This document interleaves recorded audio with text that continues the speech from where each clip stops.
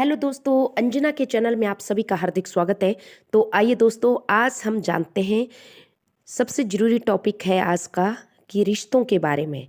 दोस्तों, अगर आप कज़न्स के साथ बैठते हैं, उनके साथ आपके बेहतर रिश्ते हैं, तो उन रिश्तों को सालों साल बरकरार कैसे रखना है, इसके बारे में मैं कुछ बताना चाहती हूँ। दोस्तों, घर पर आपके मनपसंद कज़न्स यानी चचेरे ततेरे भाई बहन होते हैं। घर का माहौल प्यार से भर जाता है। साथ रहकर वे एक दूसरे को जितना परेशान करते हैं, दूर होने पर उतना ही बेमिस भी करते हैं। वहीं कभी किसी बात या काम को लेकर अगर तू मैं भी हो जाती है और छोटे छोटे झगड़े भी हो जाते हैं, लेकिन प्यार में कोई कमी नहीं आती। कई बार ऐसी स्थिति भी बन जाती है दोस्तों, जिसकी वजह से कज़न्स एक दूसरे से दूर होने लगते हैं, खासकर शादी के बाद। ऐसे में बड़ा सवाल ये होता है दोस्तों कि शादी के बाद भी कज़न्स के साथ दोस्ती का रिश्ता खुशनुमा हम कैसे रखें। दोस्तों, अक्सर कज़न्स में पढ़ाई और नौकरी को लेकर प्रतिस्पर्धा होती है। शादी के बाद अक्सर लाइफस्टाइल को लेकर भी प्रतिस्पर्धा की भावना आ जाती है, जिसे आप दरकिनार करके ही अपने रिश्ते को मजबूत बना सकती हैं। अगर आप किसी भी चीज़ में अपने कज़न्स से बेहतर हैं, तो उसे नीचा ना दिखाएं, उनकी रिस्पेक्ट करें। इसके अलावा अपने मन में जलन और प्रतिस्पर्धा की भावना लाने से बचें। याद रखना दोस्तों, किसी भी रिश्ते को बेहतर बनाने के लिए जब तक हम मन से जलन और प्रतिस्पर्धा नहीं हटाएंगे, तब तक हम किसी भी रिश्ते को आगे नहीं बढ़ा पाएंगे। दोस्तों, हर बात अपने कज़न से शेयर भी करें।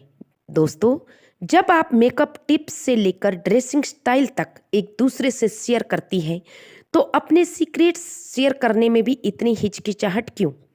एक ही पीढ़ी के होने के कारण आप दोनों की इच्छाएं और सपने काफ़ी हद तक एक दूसरे के जैसे हो सकते हैं। तभी तो आप दोनों एक दूसरे से अपने सपने और ज़िंदगी को लेकर खुलकर बातें कर सकते हैं। दोस्तों, एक दूसरे को अच्छी तरह समझ भी सकते हैं। इससे ही शादी के बाद भी रिश्ते को मजबूती और बेहतर ढंग से निभाने में आपको मदद मिल सकती है।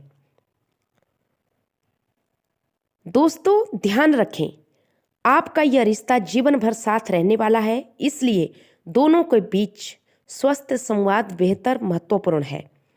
कार्यस्थल से जुड़े कामकाज में आप उसकी मदद करें और उससे मदद भी लें। उसकी समस्याओं को समझें और उनको हल करने की कोशिश भी करें। साथ ही अपने जीवन और रिश्ते संबंधी समस्याओं पर उससे बात करें, उसे आगे बढ़ने के लिए प्रेरित करें। ऐसा करने से आप एक दूसरे के बहुत अच्छे दोस्त बन सकते हैं और यह भावनात्मक एवं मानसिक दोनों ही रूपों में आपके लिए फायदेमंद साबित हो सकता है।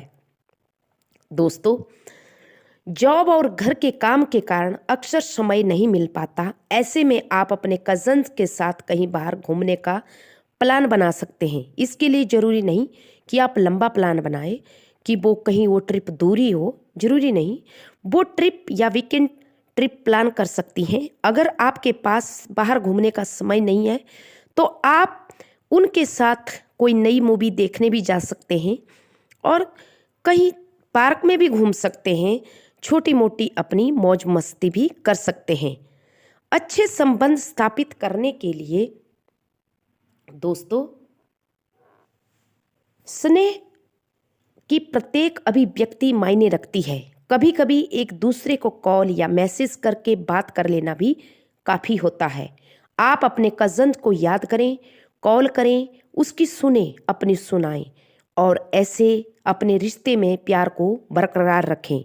यह ना सोचें कि अब उसकी शादी हो गई है तो उसके पास समय नहीं है। हो सकता है उसे आपकी ज़रूरत हो। आपका उससे मिलना, कॉल करना और सरप्राइज़ देना उसे और ज़्यादा अच्छा लगे। ऐसा करके आप अपने और उसके बीच संवादहीनता को ख़त्म कर सकती हैं, जिससे वह भी आपको याद करेगा और कॉल मैसेज करने की कोशिश करेंगे। कई बार हम अपने कज़न्स को चाहते हुए भी स्नेह नहीं दिखा पाते हैं। ऐसे में आप उनके लिए कुछ छोटे मोटे गिफ्ट या सरप्राइज भी दे सकते हैं। तो ये था दोस्तों कि हम अपने रिश्तों को सालों साल कैसे बरकरार रख सकते हैं और अपने चचेरे ततेरे या मौसेरे या ममेरे भाई बहनों से या अपने किसी दोस्त से कैसे अपना रिश्ता बरकरार रखें। तो इसके लिए मैंने पॉइंट्स बता दिए कि इसके लिए एक तो प्रतिस्पर्धा नहीं होनी चाहिए रिश्तों में, दूसरा जलन की भावना नहीं होनी चाहिए, तीसरा कभी भी अपने से छोटा या बड़ा किसी को ना माने, सबसे प्रेम भावना से ही और ईमानदारी से अपने रिश्ते निभाएं। आशा करती हूँ आप सबको पसंद आया होगा, तो please subscribe me my channel. Thank